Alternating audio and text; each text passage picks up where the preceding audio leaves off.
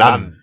నన్ అనేది దాని తెలుగుతో చూస్తే ఎవరూ కాదు, ఏమీ కాదు, ఏ ఒక్కరూ కాదు అనే సందర్భం. అంటే నెగటివ్ గా మాట్లాడే సందర్భం వచ్చినప్పుడు నన్ అనేది ఉపయోగించాలి. ఇప్పుడు అర్థమైందా? నన్ అనేది ఒక నెగటివ్ పదం, వర్డ్. ఓకే, దీనిని మనం సెంటెన్స్ లో ఎలా చెబుతున్నారో జాగ్రత్తగా నేర్చుకోండి. ఓకే, చూడండి. వారిలో ఏ ఒక్కరు నాకు నచ్చలేదు.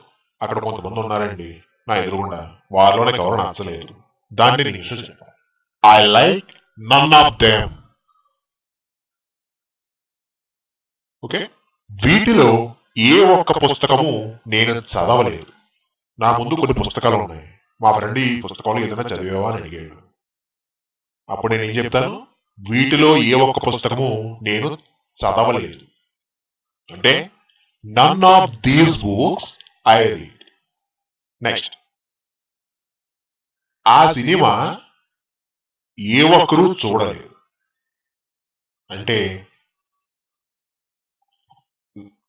నన్ సా దట్ ఫిలిం. ఇక్కడ మీరు గమనించాలి ఏంటంటే వారిలో అని చెప్పే సందర్భంలో మీరు సబ్జెక్ట్ ఉపయోగించవచ్చు. ఒకవేళ సబ్జెక్ట్ లేకుండా మాట్లాడాలంటే నన్ సా దట్ ఫిలిం, అంటే ఎవరు చూడలేదు. ఓకే, నెక్స్ట్, ఇది మీకు అనవసరం. మనం చాలా మంది అంటుంటాం కదా, దాని ఇంగ్లీష్ లో it's none of your business. ఇది మనం చాలా చోట్ల ఏమంటాం, it's none of your business. Okay, next, మీలో ఏ ఒక్కరూ వెళ్ళడం కుదరదు. None of you can go. చూసారా?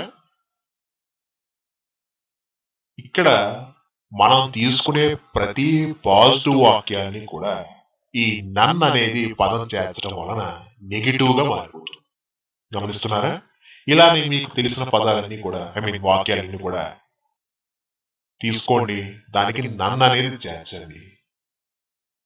ఓకే,